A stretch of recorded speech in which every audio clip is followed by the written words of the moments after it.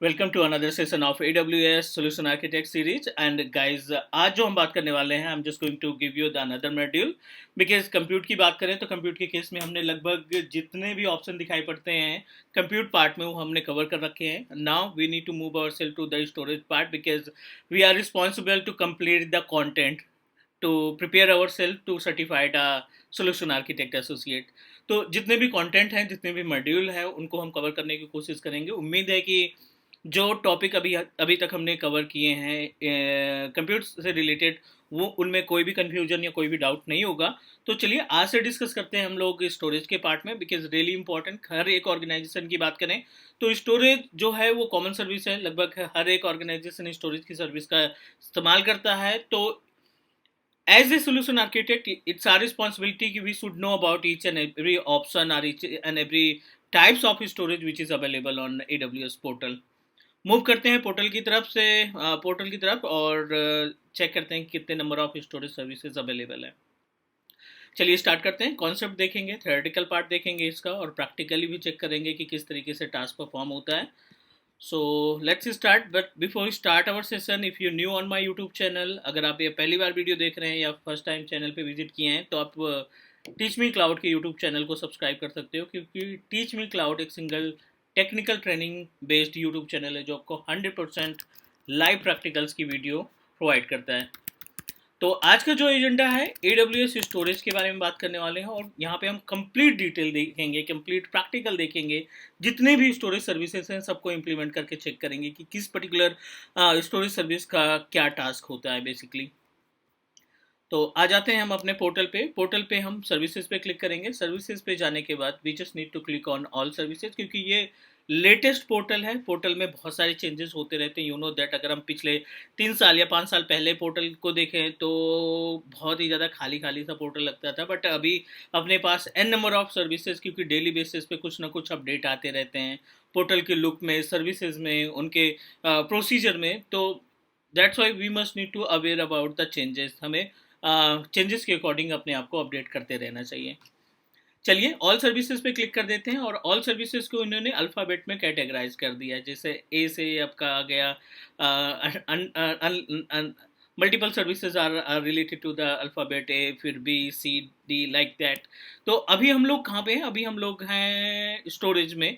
It means that storage में जो part है वो आपका कहाँ से स्टार्ट होगा? यस से स्टार्ट होगा ना. अब आप देखिए यहाँ पे स्टोरेज के केस में मल्टीपल सर्विसेज आपको दिखाई पड़ रही है but not only with S3 और S3 ग्लेशियर. तो आप जितनी भी स्टोरेज से रिलेटेड सर्विसेज हैं आप लेफ्ट पैनल पे क्लिक करेंगे, सिंपल सा स्टोरेज पे क्लिक करेंगे और it give you the complete detail related to the storage part. आप स्टोरेज पे क्लिक करते हैं, राइट पैनल पे अपने पास AWS backup, EFS disaster recovery नई सर्विस ऐड की है. FSX पुरानी है बट इसमें काफ़ी सारा चेंजेस हुआ है. S3 पुरानी है, ग्लेशियर पुरानी सर्विस और स्टोरेज गेटवे भी अपने पास काफ़ी दिन से मीन से स्टार्टिंग ऑफ AWS ये सर्विस अपने पास अवेलेबल है. टोटल नंबर ऑफ सर्विसेज की बात करें करंट पोर्टल पे 2022 पोर्टल के केस में अगर हम सर्विसेज की बात करें स्टोरेज पे तो number of services 7 different services are available in our storage part and it's our responsibility कि हमें इन सर्विसेज की थेरेटिकल मीन्स कॉन्सेप्ट क्या कहता है और इसको इम्प्लीमेंट कैसे किया जाता है, प्रैक्टिकल या प्रोसीजर कैसे यूज़ करते हैं उनके बारे में भी बात करेंगे.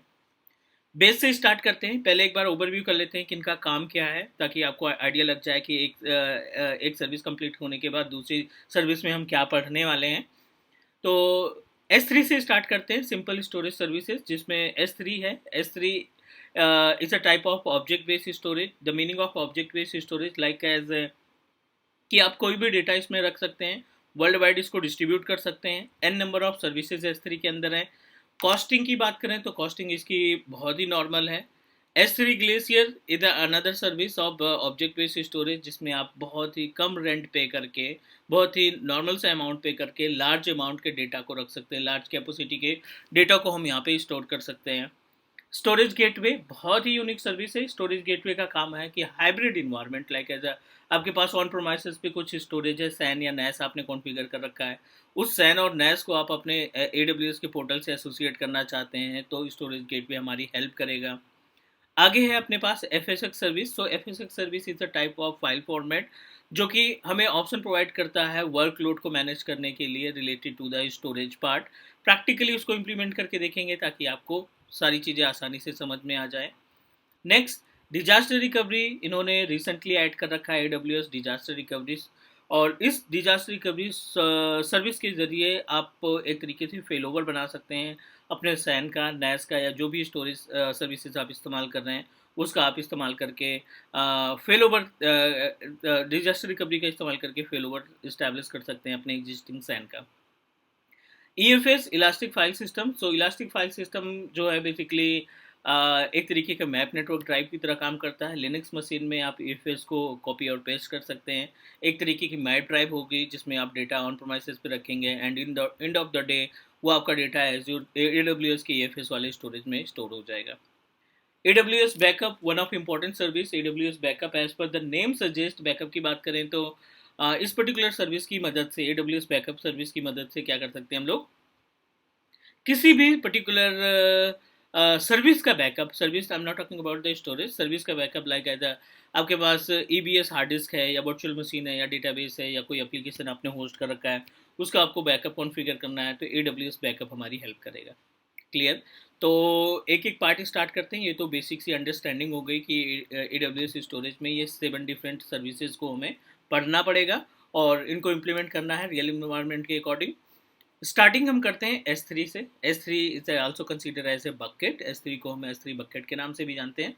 ईच एंड एवरी इन्फॉर्मेशन यहाँ पे हम पढ़ने वाले हैं, सारी चीज़ें प्रॉपर तरीके से देखेंगे कि क्या क्या ऑप्शन इसमें है, क्या क्या सर्विसेज हम इसमें परफॉर्म कर सकते हैं, why we need to create it, an number of parts are available in the property of S3 bucket. तो हम कोशिश करेंगे सारी चीज़ें मैनेज करने की। बट अभी के लिए हम थोड़ा सा कॉन्सेप्ट समझने की कोशिश करते हैं। S3 हमारा एजेंडा है। एजूर AWS स्टोरेज सर्विसेज के पार्ट में सबसे पहला टॉपिक हमने उठा रखा है अबाउट S3 बकेट। ठीक है, इसको हम बोलते हैं S3 bucket. So as per the name suggest we talk about the bucket, तो एक तरीके का ये प्लेस है जिसमें हम अपना पर्सनल डेटा रख सकते हैं। Think about it how it can perform the task. ठीक है, ये काम कैसे करता है, तो सबसे पहली चीज़ तो S3 बकेट को हम बोलेंगे क्या, object based storage. The meaning of object based storage means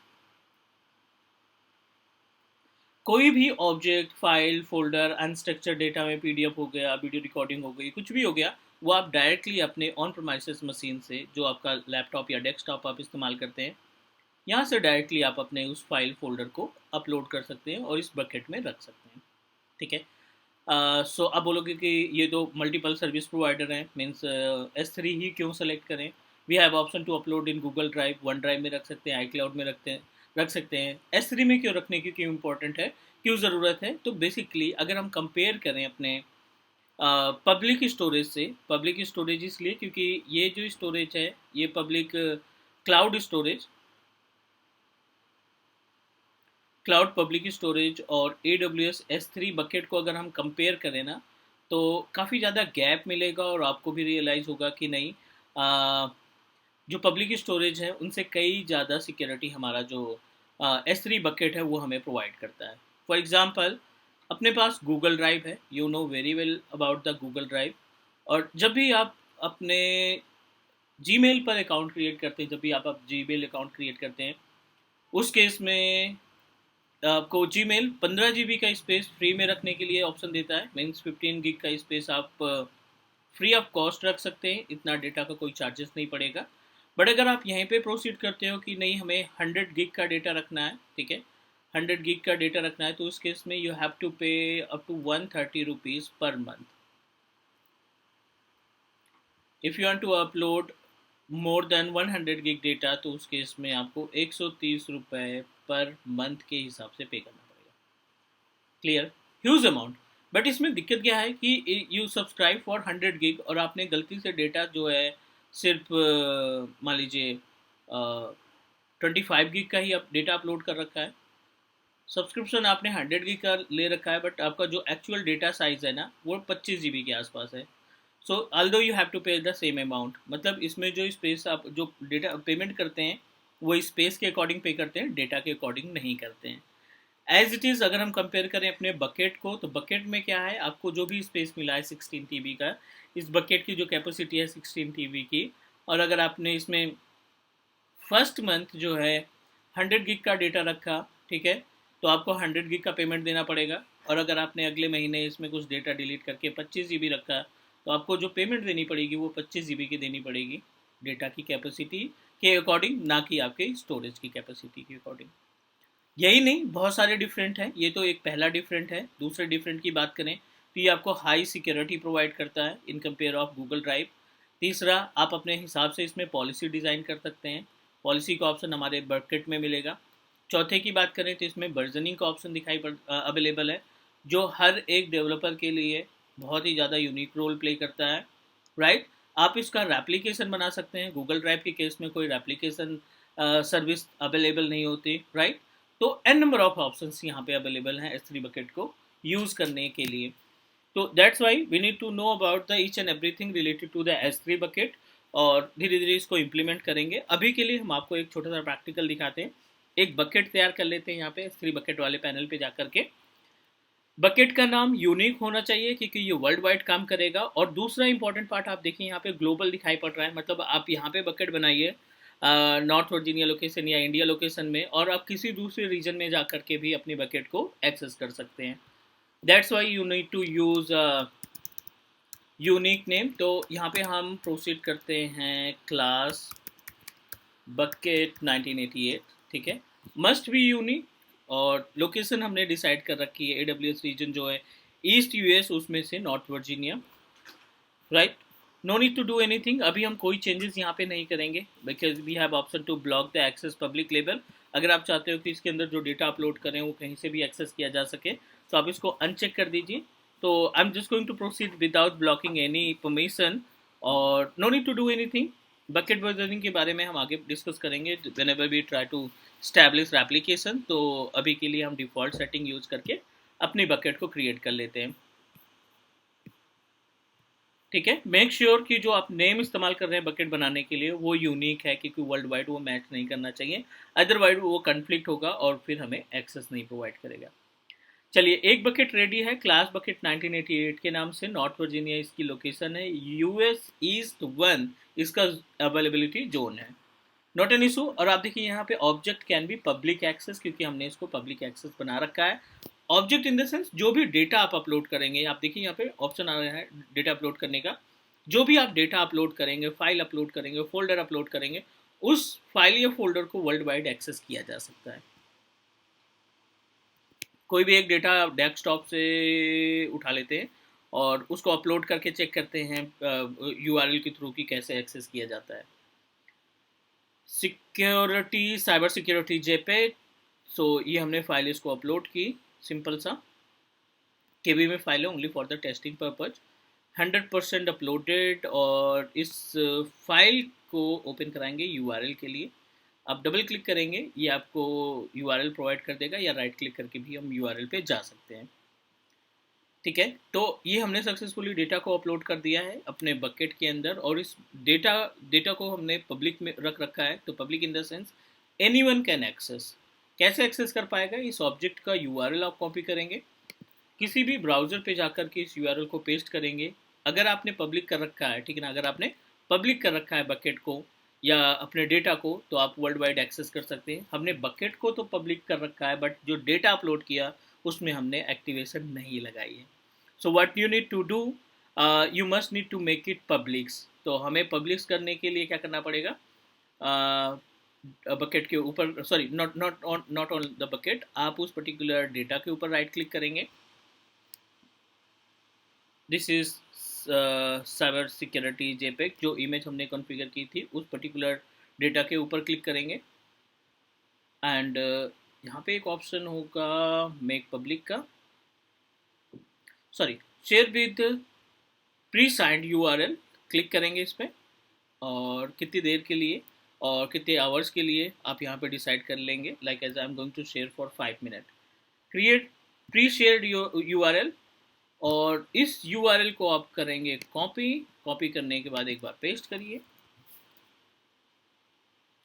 we are able to access our data. Security part को इंक्रीज करने के लिए इस मेथड को इस्तेमाल किया गया है, क्योंकि अगर आप URL सेंड करते हैं तो you must need to provide a limit कि आपके पास इतना टाइम है, इतनी देर में आप अपनी इस इमेज को डाउनलोड करना है या कोई एक्टिविटी टास्क परफॉर्म करनी है, तो आपके पास सिर्फ 5 मिनट का टाइम या 1 घंटे का टाइम या 2 घंटे का टाइम या 4 दिन का टाइम है। उसके बाद हम आपको एक्सेस नहीं देंगे, या ऑटोमेटिक आपका जो लिंक है प्री शेयर्ड का वो एक्सपायर हो जाएगा and you are unable to access your data. तो ये तो बहुत छोटा सा टॉपिक हमने अभी डिस्कस किया है इस तरीके के अंदर कि आप प्री शेयर्ड URL ओपन करके, प्री साइंड URL ओपन करके आप अपने डेटा को कहीं से भी वर्ल्ड वाइड एक्सेस कर सकते हैं। इसी तरीके से प्रॉपर्टीज़ में, परमिशन में, मैट्रिक्स में, मैनेजमेंट और एक्सेस पॉइंट में मल्टीपल ऑप्शंस आपको देखने को मिलेंगे। इट्स आर रिस्पॉन्सिबिलिटी कि we should know about each and everything. उम्मीद है कि आज के इस क्लास में सारी चीज़ें आपको बकेट के बारे में, थोड़ा बहुत स्टोरेज के बारे में आइडिया लग गया होगा। स्टेप बाय स्टेप हम चीज़ों को इंक्रीज़ करते हैं एंड समझने की कोशिश करते हैं प्रैक्टिकल और कॉन्सेप्ट दोनों वाइज, ताकि आप अपने आप को प्रिपेयर कर सकें AWS सोल्यूशन आर्किटेक्ट सर्टिफिकेशन को क्लियर करने के लिए। Okay, guys, so I think that's enough for today. We'll connect tomorrow and discuss more about the AWS storage services. And please do subscribe your Teach Me Cloud YouTube channel. Thank you, guys. Take care. Bye bye.